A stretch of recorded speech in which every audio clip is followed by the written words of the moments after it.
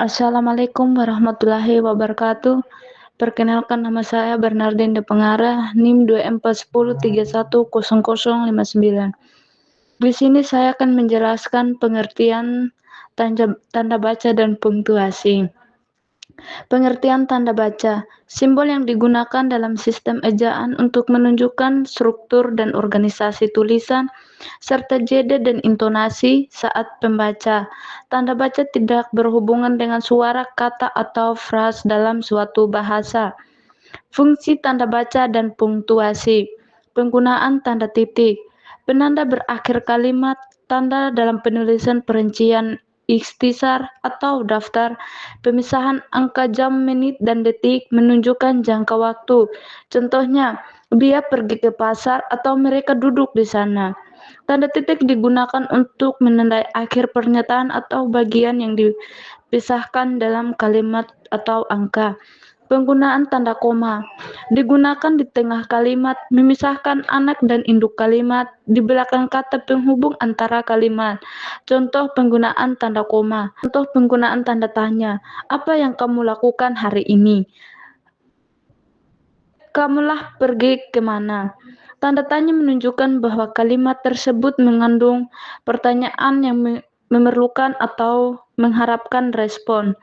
Penggunaan tanda baca seru digunakan pada kalimat perintah menunjukkan ekspresi kaget. Contoh penggunaan tanda seru, tolong bantu saya. Ah, benar-benar menakjubkan. Wow, itu luar biasa.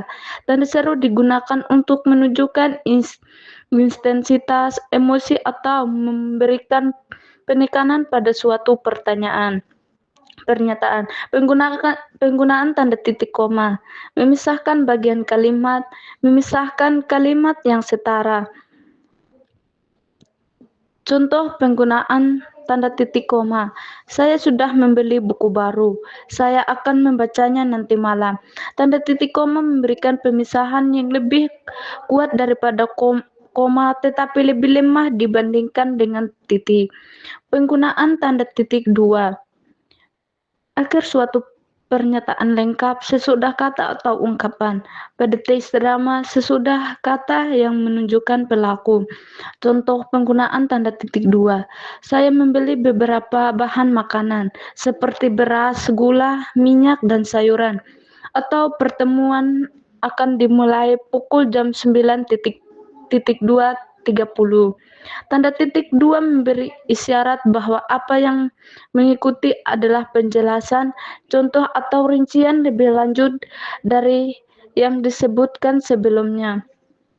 Penggunaan tanda hubung, menyambung unsur-unsur kata ulang, atau merangkai kata depan dengan huruf kapital.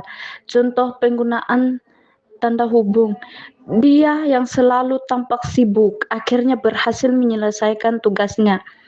Jakarta-Bandung memakan waktu sekitar 3 jam. Tanda pisah sering digunakan untuk membuat kalimat lebih jelas dengan memberi jarak antara bagian penting atau menjelaskan sesuatu dengan lebih eksplisit. Penggunaan tanda pisah membatasi penyisipan kata, menegaskan adanya keterangan aposisi. Tanda pisah dua bilangan. Contoh penggunaan tanda pisah. Dia yang selalu tampak sibuk akhirnya berhasil menyelesaikan tugasnya. Pendaftaran akan dibuka dari pukul jam 8.00 sampai 17.00. Tanda pisah sering digunakan untuk membuat kalimat lebih jelas dengan memberi jarak antara bagian penting atau menjelaskan sesuatu dengan lebih eksplisit. Penggunaan tanda elipsis titik-titik. Penulisan kalimat yang terputus-putus menunjukkan ada naskah yang dihilangkan. Contoh penggunaan tanda elipsis atau titik-titik. Saya rasa mungkin kita harus menunggu dulu.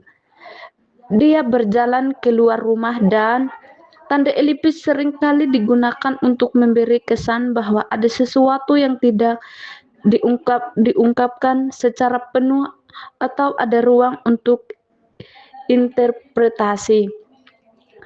Penggunaan tanda kurung, menggapit angka, menggapit huruf, tambah tambahan keterangan. Contoh penggunaan tanda kurung. Berkata, saya tidak yakin apakah itu benar. John 2024. Aku tidak tahu harus bagaimana. Dia terdiam. Tanda kurung membantu memberi penjelasan lebih lanjut atau memberikan informasi tambahan tanpa mengganggu kelancaran kalimat utama. Penggunaan tanda kurung siku. Menggapit huruf, kata, atau kelompok. Menggapit keterangan. Contoh penggunaan tanda siku. Kami pergi ke pantai pada sore hari untuk bersantai. Dia telah bekerja keras untuk mencapai tujuan. Tanda kurung siku memberi kesempatan untuk menyesuaikan atau memperjelas kutipan atau informasi tanpa mengubah maksud asli dari sumber tersebut. Penggunaan tanda petik. Menggapit judul petikan langsung, menggapit istilah ilmiah penutup kalimat. Contoh penggunaan tanda petik.